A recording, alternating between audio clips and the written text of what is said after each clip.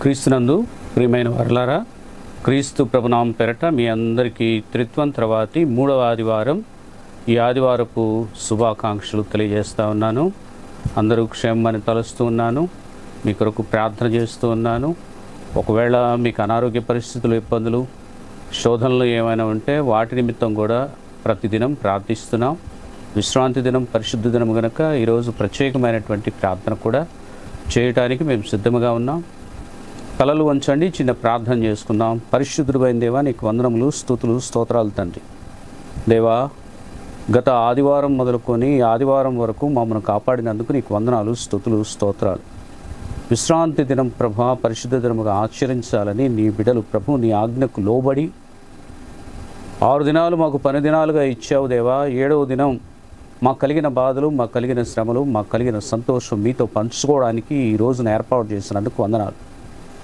కుటుంబ సమేతంగా ప్రభా వాక్యమును వినుట ద్వారా, విశ్రాంతి దినమును పాటించడం ద్వారా కుటుంబం అంతటికి కూడా నెమ్మది కలుగుతుందని, కుటుంబం అంతా వాక్యమును విని రక్షణలోనికి వస్తామని ఒక నమ్మకంతో, ఒక విశ్వాసంతో నీ బిడ్డలు ప్రభు ఈ రీతిగా వాక్యమును వినబోచు ఉండగా ఆత్మబలముతో మీరు నింపి నడిపించండి.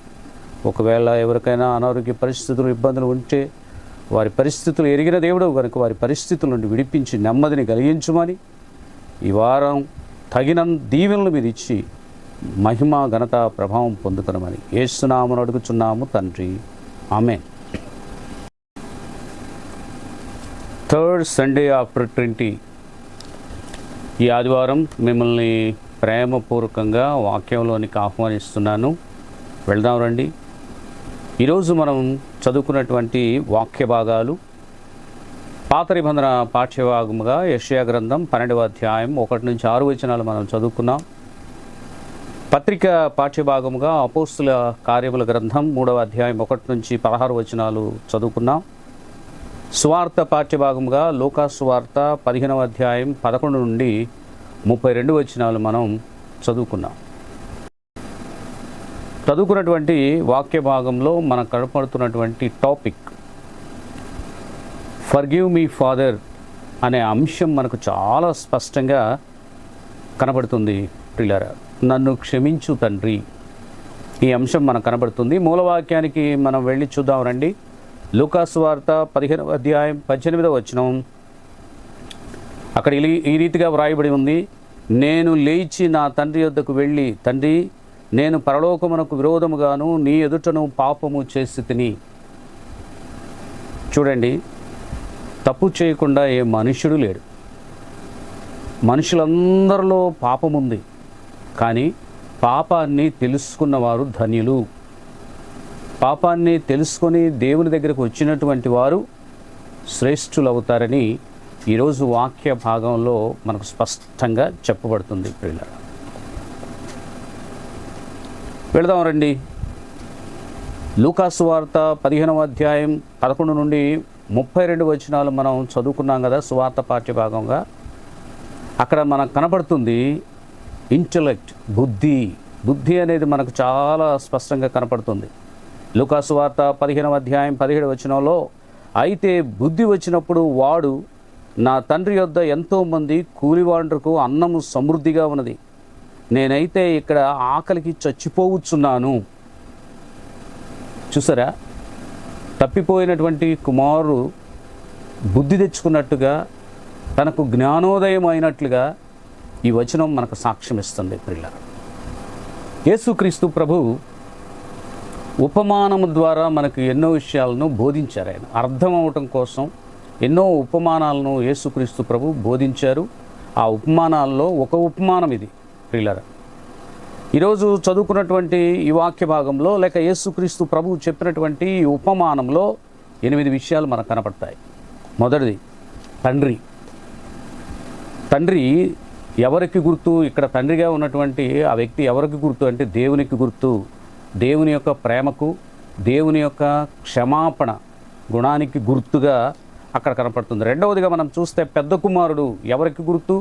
స్వనీతి పరులకు, యూదులకు గుర్తుగా మనకు కనపడతా ఉంది. ప్రియులారా, అలాగే మూడవది మనం చూస్తే చిన్న కుమారుడు ఎవరికి గుర్తు అని అంటే అన్యులకును, పాపులకును గుర్తు.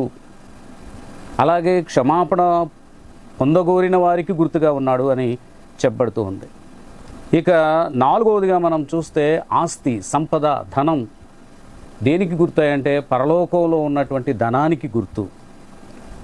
5వది తిరుగుబాటు, తండ్రిపై తిరుగుబాటు. ఇది లేక తండ్రిపై దౌర్జన్యం దేనికి గుర్తు అంటే వినాశనానికి గుర్తు. ఇక 6వదిగా మనం చూస్తే పందులు మేపుట లేక పందులు పెంచుట దేనికి గుర్తు అని అంటే దుష్ట సాంగత్యంకు గుర్తుగా మనకు అక్కడ చెప్పబడుతూ ఉంది. ఇక 7వది కరువు, క్షామము, పరలోకపు తండ్రి సహవాసాన్ని కోల్పోవడానికి గుర్తు. చూసారా?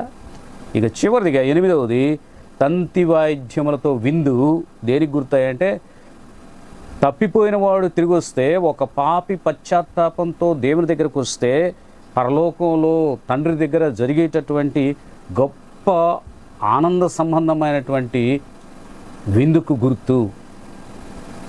కనుక ఇవన్నీ కూడా ఈరోజు మనం చదువుకున్నటువంటి వాక్య భాగాల్లో కనపడతాయి ప్రియులారా. ముఖ్యంగా స్వనీతి పరులను గురించి మనం మాట్లాడుకోవాలంటే రోమీలకు రాసినటువంటి పత్రిక 10వ అధ్యాయం 3వ వచనంలో ఏలయనగా వారు దేవుని నీతిని ఎరుగక తమ స్వనీతిని స్థాపింప బూనుకొనుచు దేవుని నీతికి లోబడలేదు. అసలు యేసుక్రీస్తు ప్రభు ఈ ఉపమానాన్ని ఎందుకు చెప్పాల్సి వచ్చింది అని మనం ఒక్కసారి ఆలోచన చేస్తే, ఆ చరిత్ర భాగంలోనికి మనం వెళ్తే అక్కడ ఉన్నటువంటి శాస్త్రులు, పరిసయ్యులు, యూదులు, యాజకులు వీరంతా కూడా స్వనీతి పరులుగా మనకు కనబడుతున్నారు. అందుకని యేసుక్రీస్తు ప్రభు ఈ ఉపమానం చెప్పడం జరిగింది. స్వనీతి పరులట దేవుని యొక్క నీతిని ఎరుగరు, వారి యొక్క నీతిని స్థాపింప కోరుకుంటారని ఇక్కడ వచ్చిందని చెప్తా ఉంది పిల్లలు. కానీ ఇక్కడ స్వనీతి పరులు కనపడుతున్నారు, పాపమును ఒప్పుకున్నవారు కూడా కనపడుతున్నారు. పాపం ఒప్పుకున్నవారు మనం యెషయా గ్రంథం 64వ అధ్యాయం 5వ వచనానికి మనం వెళితే, నీ మార్గములను బట్టి నిన్ను జ్ఞాపకము చేసుకొనుచు సంతోషముగా నీతిని అనుసరించు వారిని నీవు దర్శించుచున్నావు. చిత్తగించుము, నీవు కోపపడితివి, మేము పాపులమైతిమి, బహుకాలము నుండి పాపములలో పడి ఉన్నాము, రక్షణ మాకు కలుగునా. ఇశ్రాయేలు ప్రజలు అంటున్నటువంటి మాట. అయ్యా, నీతిని మాకు నీవు అనుగ్రహింపజేశావు, కానీ మేము మాత్రం నీతిని చిత్తగించలేదు ప్రభా. మేము నీతిని తప్పి వెళ్ళిపోయాం, పాపులమైపోయాం ప్రభా. నీ యొద్ద మాకు రక్షణ, క్షమాపణ దొరుకుతుందా అని ఇశ్రాయేలు ప్రజలు అంటున్నారట. మేము పాపము చేస్తాము కదా, పాపము చేసినటువంటి మేము క్షమించబడతామా, రక్షించబడతామా అని దేవుణ్ణి అడగటంలో చాలా గొప్ప విషయం వీళ్ళారు.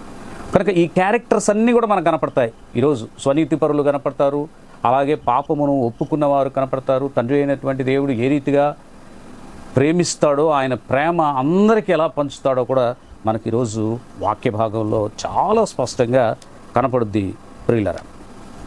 ఇక ఇక్కడ చూస్తే ఒక తండ్రికి 2 కుమారులు ఉన్నారు. వారిలో చిన్న కుమారుడు తండ్రితో గొడవ పెట్టుకుంటున్నాడు. ప్రియులారా, ఈరోజు యవనస్తులైనటువంటి బిడ్డలకు వాక్యం బోధిస్తూ ఉంది.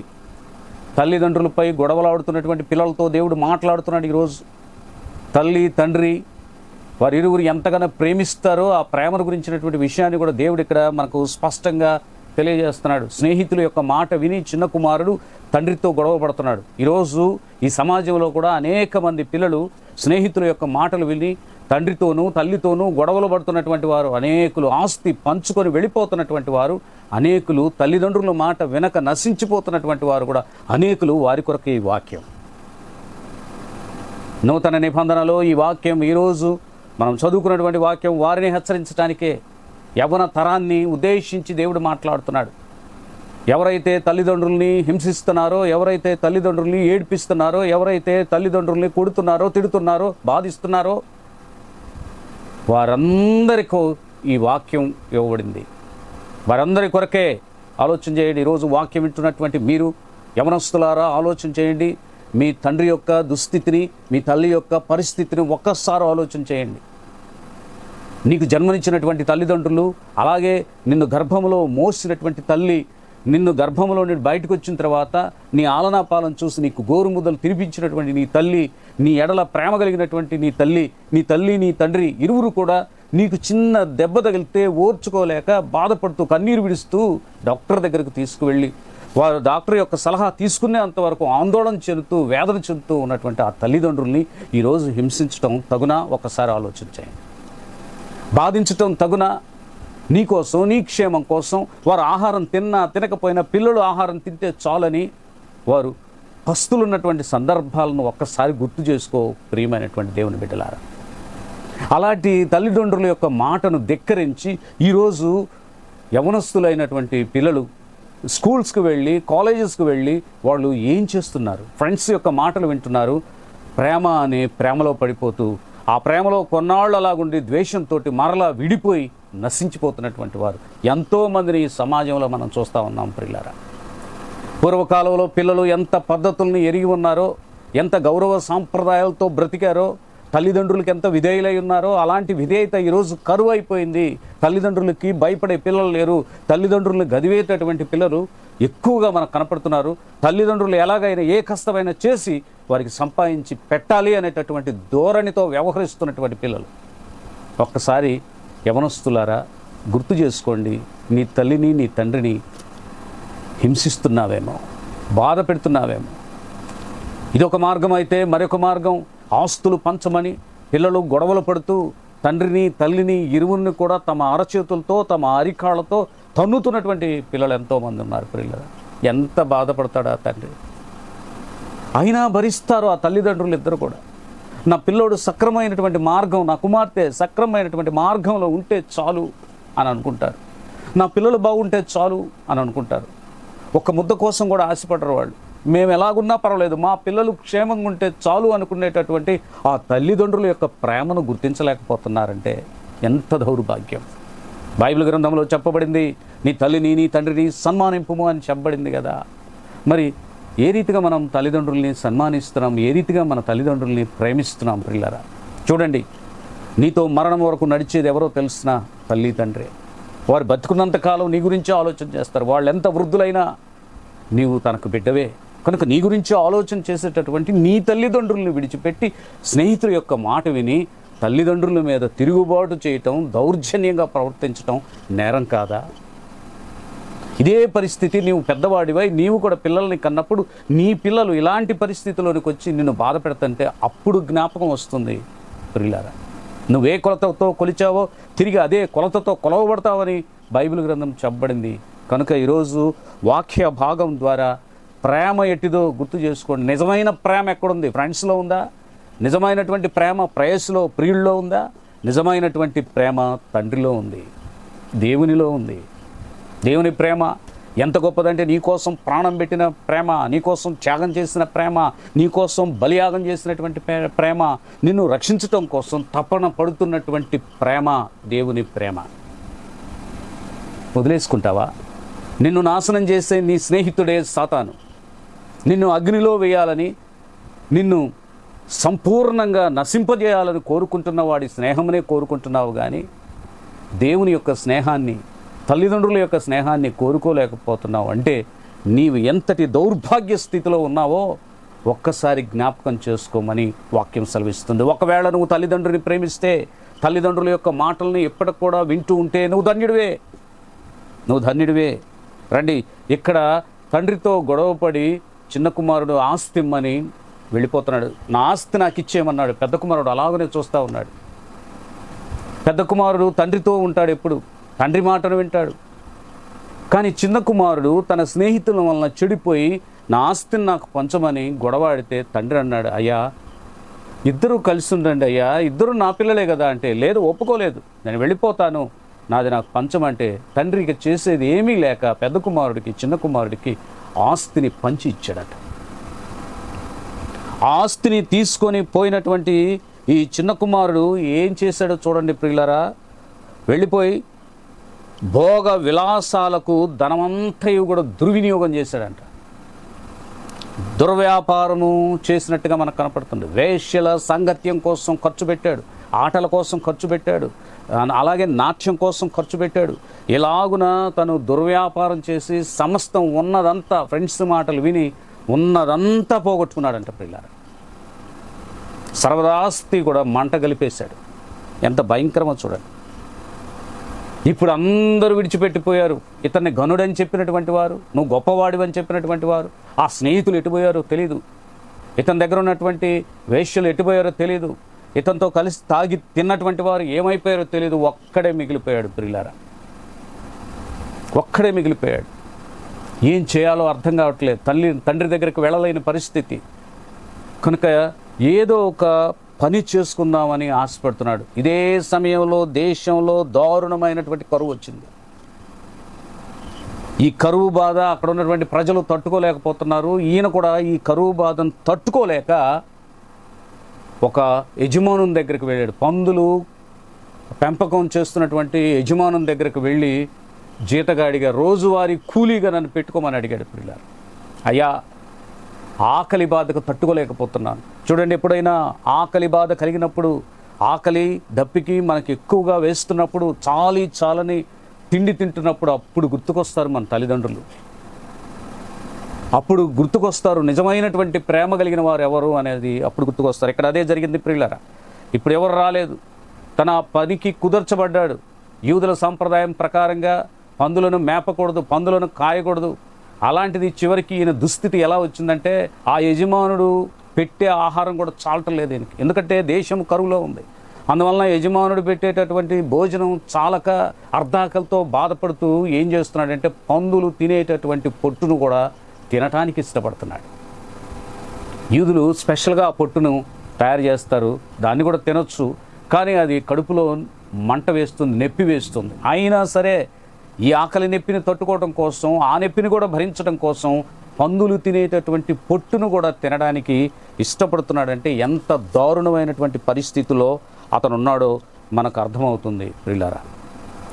కనుక ఇక్కడ మరి అతనికి వెంటనే కనువిప్పు కలిగినట్టుగా మనకు కనపడుతుంది. అయ్యో, నా తండ్రి ఇంటి యొద్ద అనేక మంది పనివారు ఉన్నారు కదా, ఆ పనివారికి సమృద్ధిగా భోజనం నా తండ్రి పెడుతున్నాడు కదా, అలాంటి నా తండ్రితో గొడవపడి వచ్చి నశించిపోయాను. నేను సంపూర్ణంగా నశించిపోకముందే, ఈ ఆకలితో నేను చావకముందే నేను నా తండ్రిని కలుసుకోవాలి. అయితే నా తండ్రిని తండ్రిగా కాదు కానీ నా తండ్రిని ఒక యజమానునిగా కలుసుకొని నన్ను ఒక కూలివానిగా పెట్టుకోమని అడుగుతానని కుమారుడు అంటున్నాడు. పిల్లలు, నన్ను క్షమించు తండ్రి, నీకున్న కూలివాండ్లలో ఒక కూలివానిగా నన్ను పెట్టుకోయా అని తండ్రిని అడగాలని సిద్ధపడ్డాడు. పిల్లలు, ఇప్పుడు చూడండి, కనువిప్పు కలిగింది ఆయనకి, బుద్ధి కలిగింది ఆయనకి, జ్ఞానం కలిగింది ఆయనకి.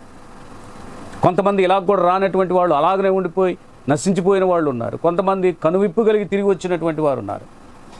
చూడండి, వెళతాను, అక్కడికే వెళతాను, నా తండ్రి దగ్గరికే వెళ్తాను, కుమారుడిగా ఉండే అర్హత నాకు లేదు, కానీ ఒక కూలి పని చేసే వ్యక్తిగా, రోజువారీ కూలీగా అక్కడుంటాను, నా పొట్టను నింపుకుంటానని ఆశతో బయలుదేరాడంట. ఎంత గొప్ప విషయం. అయితే ఇక్కడ మీరు గమనించాల్సిన విషయం ఏంటో తెలుసా?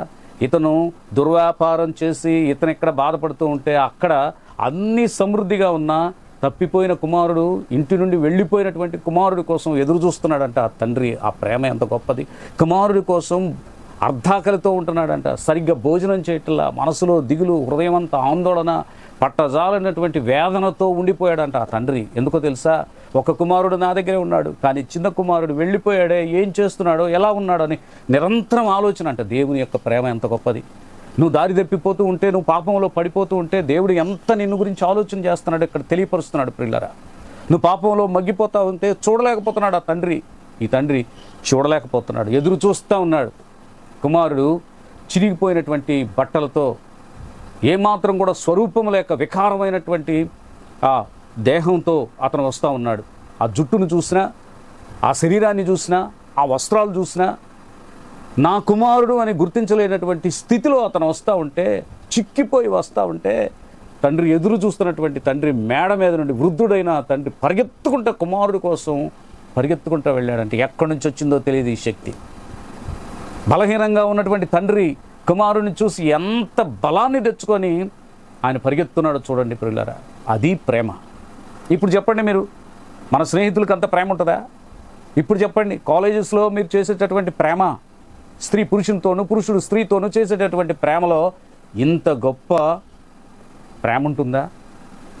ఇంత గొప్ప ఆప్యాయత ఉంటుందా? పరిగెత్తుకుంటూ వచ్చాడంట తండ్రి, పరిగెత్తుకుంటూ వచ్చి అంత గుర్తుపట్టలేనటువంటి స్థితిలో ఉన్న తన కన్న కుమారుని గుర్తించి పరిగెత్తుకుంటూ పోయి కౌగిలించుకొని మెడ మీద పడి ముద్దు పెట్టుకున్నాడట. అది ప్రేమ, అది దేవుని ప్రేమ. అర్థమైందా? నువ్వు ఒక పాపం చేసి దేవుని నుండి తొలగిపోతే తిరిగి నీ పాపాన్ని నువ్వు తెలుసుకొని దేవుని దగ్గరకు వస్తే దేవుడు ఎంత ప్రేమిస్తాడో, నీపై ఎంత జాలిని కనపరుస్తాడో చూడండి ప్రియులారా. కనుకనే బిడ్డ కోసం కన్నీరు విడిచినటువంటి ఆ తండ్రి ఇప్పుడు బిడ్డ తిరిగి రావటం చూసి ఆనందంతో, పట్టజాలని ఆనందంతో మునిగిపోయినట్టుగా మనకు కనపడతా ఉంది. అందుకనే చూడండి ఇప్పుడు ఏం చేస్తున్నాడు అని అంటే, కుమారుడైతే చేసిన పాపాన్ని ఒప్పుకున్నాడు. కుమారుడైతే అంటున్నాడు, అయ్యా నేను నీ కుమారుడిగా ఉండటానికి నాకు అర్హత లేదు అని కూడా అంటున్నాడు. అయితే చూడండి ఇక్కడ తండ్రి మాత్రం ఏమంటున్నాడు అని అంటే, అయ్యా నువ్వెప్పుడు నా కుమారుడివే అని అంటున్నాడు. ప్రియులరా, పనివారిని పిలుస్తున్నాడు.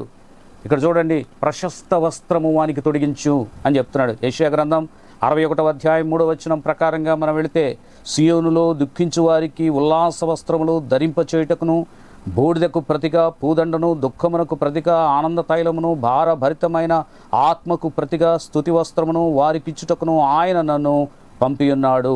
యెహోవా తన్ను మహింపరచుకున్నట్లు నీతి అను మస్తకి వృక్షములనియు, యెహోవా నాటిన చెట్లనియు వారికి పేరు పెట్టబడును. చూసారా, ఇశ్రాయేలు ప్రజల్ని దేవుడు ఏం చేస్తున్నాడు చూడండి, వారికి ప్రశస్తమైనటువంటి వస్త్రాన్ని తొడిగిస్తున్నాడు. కుమారునికి కూడా స్నానం చేయించండి, హెయిర్ కట్ చేయించండి, నా కుమారుడి గడ్డం అంతా తీసేయండి, శుభ్రంగా తన దేహాన్ని శుభ్రపరిచి ప్రశస్తమైనటువంటి వస్త్రాలు నా కుమారునికి తొడిగించమని అడుగుతున్నాడు. మురికి వస్త్రాన్ని గురించి కూడా మనకు కనపడుతుంది. రండి, యెషయా గ్రంథం 64వ అధ్యాయం 6వ వచనంలో, మేమందరము అపవిత్రులు వంటి వారమైతిమి, మా నీతి క్రియలన్నీ మురికి గుడ్డల వలెనాయను, మేమందరము ఆకువలే వాడిపోతిమి, గాలివాన కొట్టుకొని పోవునట్లుగా మా దోషములు మమ్మను కొట్టుకొని పోయేను.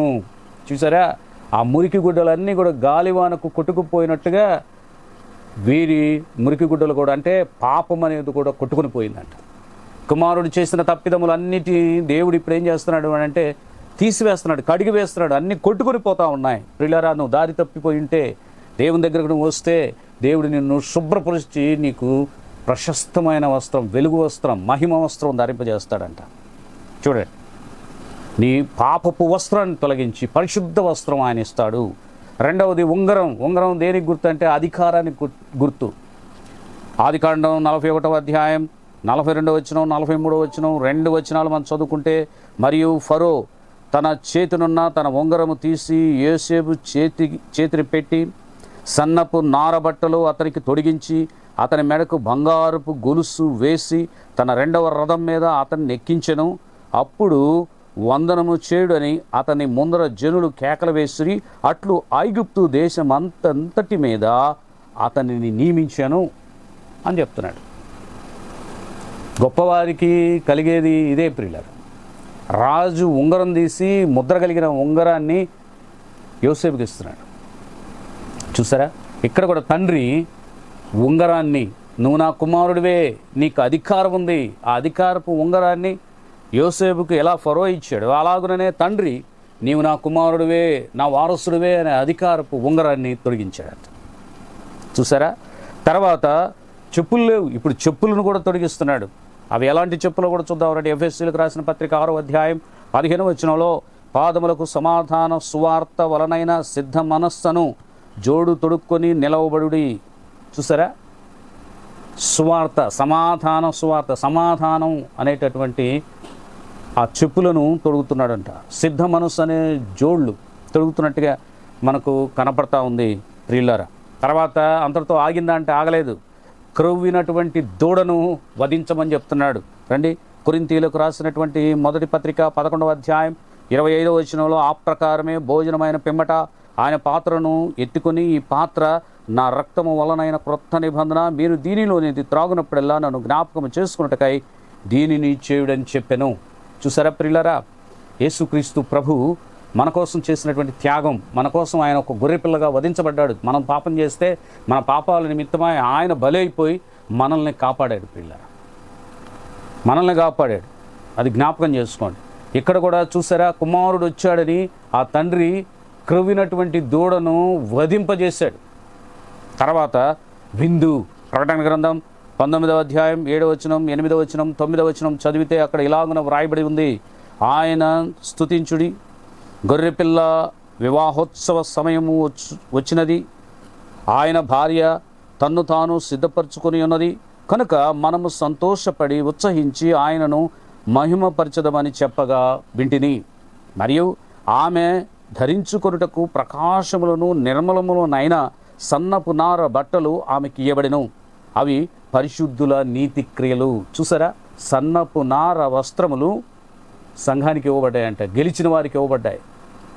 ఆ గెలిచిన వారి క్రియలు అక్కడ చెప్పు, పరిశుద్ధుల క్రియలు. చూసారా, అలాగనే మరియు అతడు నాతో ఎలాగూ చెప్పెను, గొర్రెపిల్ల పెండ్లి విందుకు పిలువబడిన వారు ధన్యులని వ్రాయుము. మరియు ఈ మాటలు దేవుని యథార్థమైన మాటలని నాతో చెప్పెను. చూసారా, కనుక ఒక పాపి తప్పిపోయి తిరిగి వస్తే ఎక్కడ జరుగుద్దో తెలుసా విందు? పరలోకంలో జరుగుద్ది విందు. తండ్రి అయినటువంటి దేవుడంట దూతలందరినీ కలుపుకొని ఒక పాపి నిమిత్తం సంతోషంగా అక్కడ విందు జరుగుద్దని చెప్తారు. పెండ్లి విందు, వివాహ మహోత్సవం. నిజమే ప్రియులారా, రేపు పరిశుద్ధులందరూ ఇక్కడ నుండి వెళ్ళిపోయిన తర్వాత గొప్ప విందు జరుగుతుంది. ఇలాంటి విందులు కావు, ఇలాంటి పెళ్లి కావు, ఇలాంటి విందులు కావు. ఇక్కడ పెండ్లి కుమార్తె ఎవరికి సూచనగా ఉంది? సంఘానికి. అంటే సిద్ధపడిన సంఘం, క్షమాపణ పొందిన సంఘం, తిరిగి వచ్చిన సంఘం, దేవునిలోనికి తిరిగి వచ్చినటువంటి సంఘం వరుడైన క్రీస్తుని ప్రభువును కలుసుకోవడానికి ఎదురు చూస్తుందంట. అప్పుడు జరుగుద్ది ప్రియులారా గొప్ప విందు. ఆ విందును గురించి కూడా ఇక్కడ వ్రాసుకొచ్చాడు. ఈ తండ్రి కూడా ఏం చేశాడు అని అంటే వెంటనే ఆ దూడను వధింపజేశాడు, విందు చేశాడు. ఇక జరుగుతుంది ప్రియులారా, అక్కడ తంతి వాయిద్యాలు మోగుతున్నాయి, నాట్యం జరుగుతూ ఉంది, అంతా సంతోషంగా ఒక పండుగగా జరిగిపోతూ ఉంది. ఈ పండుగ జరుగుతూ ఉండగానే పొలం నుంచి పెద్ద కుమారుడు వచ్చాడు.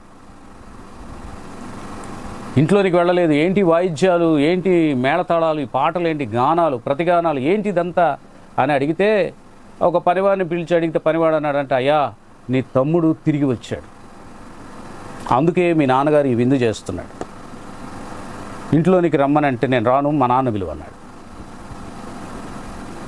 తన తండ్రి పెద్ద కుమారుడు దగ్గరికి రాగానే, నాన్న రా, లోపలికి రా, తమ్ముడు వచ్చాడు, అయ్యా అతను చనిపోయి తిరిగి బ్రతికాడయ్యా, తప్పిపోయి దొరికాడయ్యా అని అంటే ఏం పట్టించుకోవటం లేదు.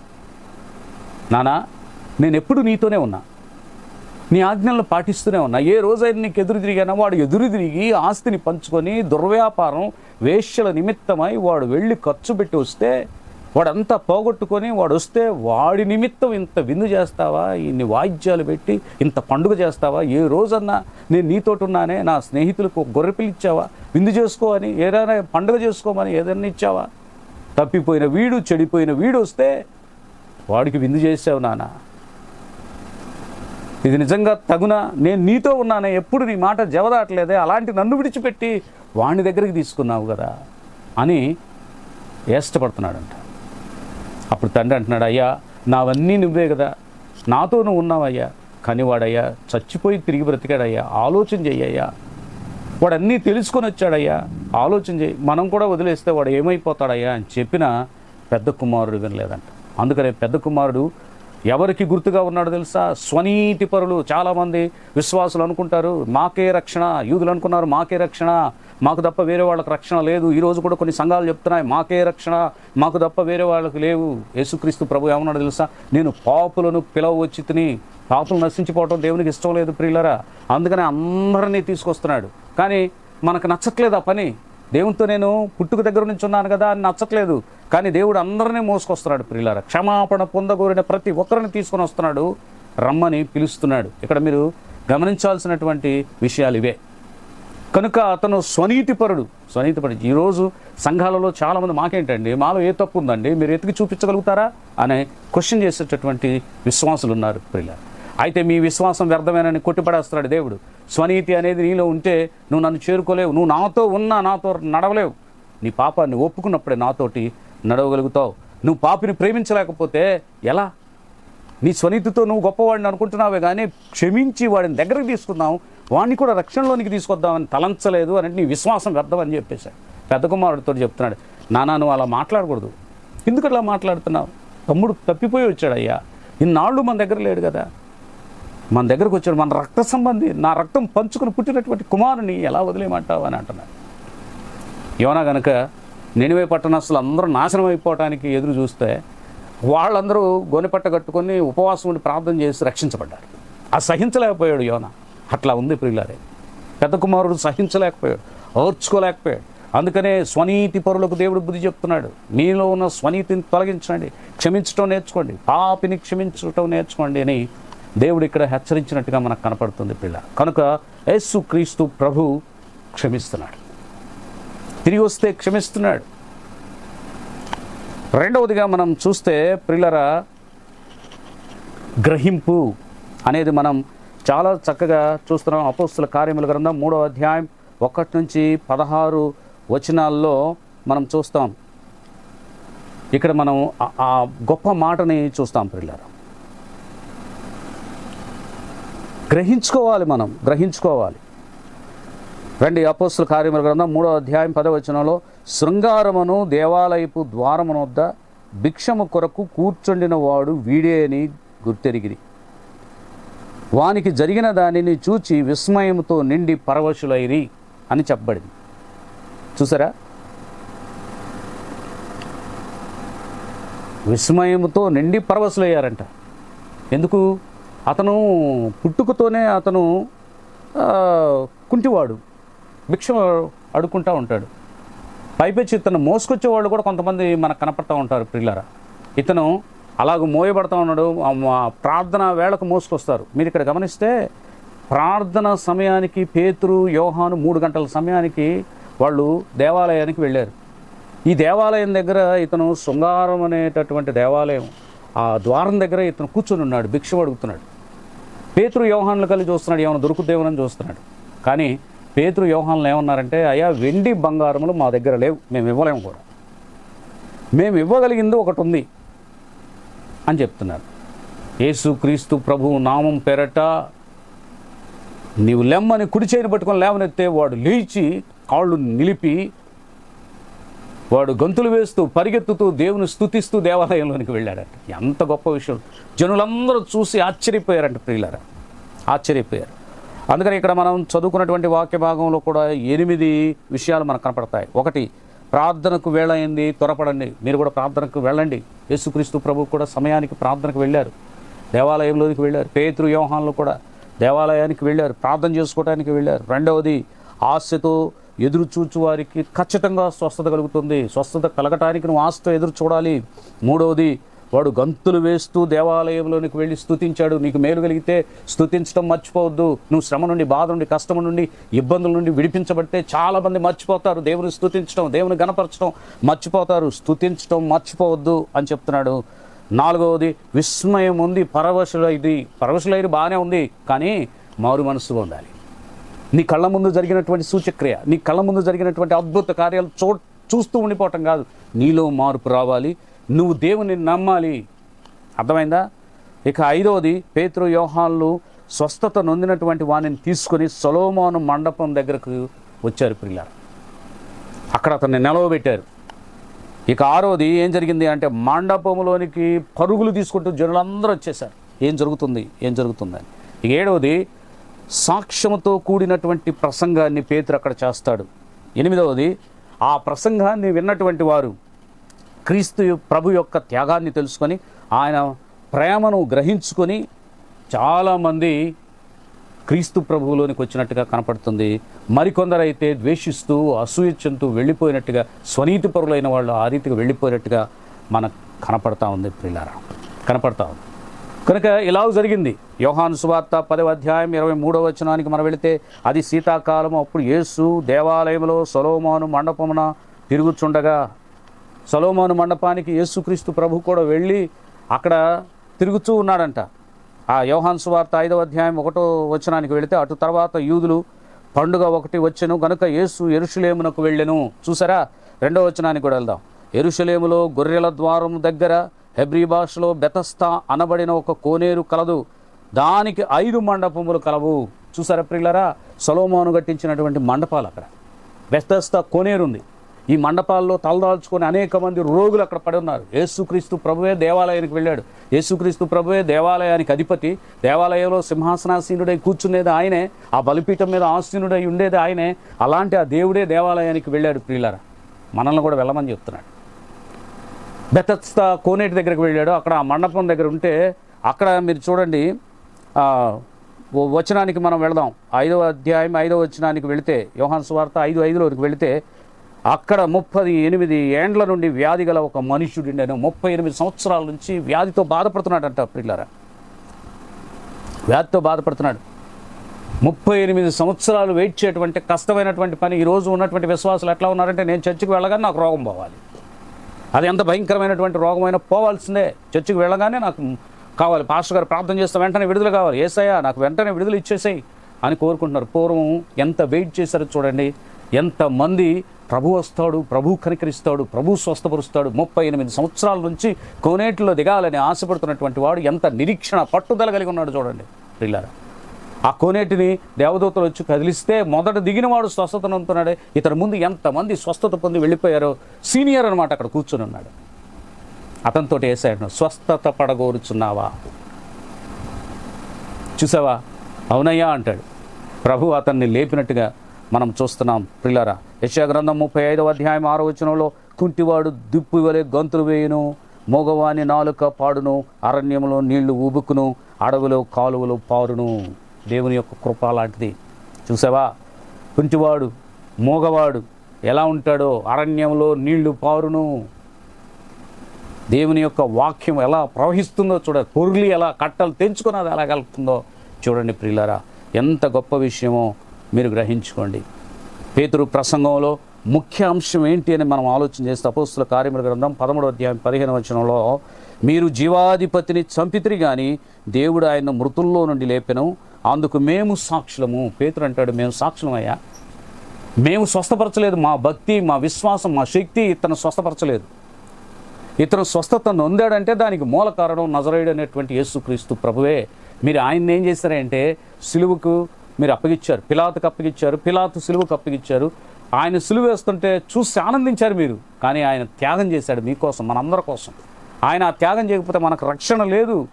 అలాంటి ఆ గొప్ప రక్షకుడు ఈరోజు ఇతన్ని స్వస్థపరిచాడు, నమ్మండి అని చెప్పాడు. ఆయన ఎందుకు విశ్వాసం ఉంచండి, ఆయన పునరుద్ధానుడై లేచాడు అనడానికి మేమే సాక్షులం అని చెప్పినప్పుడు కొంతమంది విన్నారు, కొంతమంది మారారు, కొంతమంది వినలేదు, మారు మనసు పొందలేదు. మత్తయి సువార్త 27వ అధ్యాయం 2వ వచనానికి వెళితే, ఆయనను బంధించి తీసుకొని పోయి అధిపతి అయిన పొంతి పిలాతునకు అప్పగించిరి అని వ్రాయబడింది. నిజమే. యోహాను సువార్త 10వ అధ్యాయం 27వ వచనం 28వ వచనం మనం చూస్తే, నా గొర్రెలు నా స్వరము వినును, నేను వాటిని ఎరుగుదును, అవి నన్ను వెంబడించును, నేను వాటికి నిత్య జీవమునిచ్చుచున్నాను, కనుక అవి ఎన్నటికి నశింపవు, ఎవడునూ వాటిని నా చేతిలో నుండి అపహరింపడు అని వ్రాయబడింది. కనుక దేవుని మాట వినేవారు దేవుని మాట వింటారు, దేవుని మాట ప్రకారం నడుస్తారు, వారికి స్వస్థత కలుగుద్ది, వారికి క్షమాపణ కలుగుద్ది, వారి నిత్య జీవాన్ని పొందుకుంటారు పిల్లలు.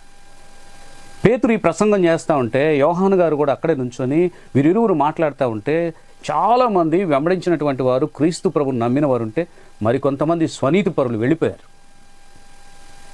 ఆ వెళ్ళిపోయిన గుంపులో నువ్వు ఉంటావేమో.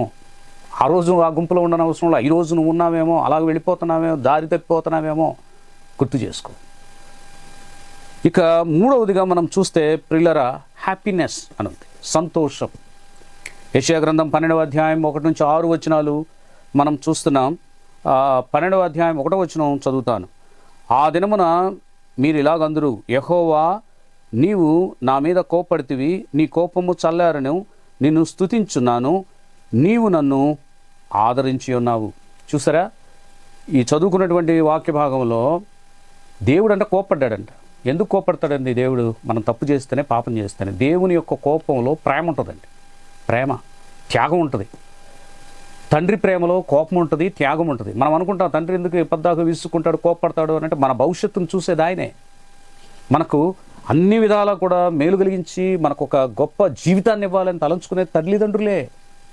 తండ్రి మన గురించి ఎప్పుడు ఆలోచన చేస్తూనే ఉంటాడు. అది తండ్రి ప్రేమ. ఇక్కడ దేవుడు కూడా ఎక్కువగా మన గురించి ఆలోచన చేస్తూ ఉంటాడు.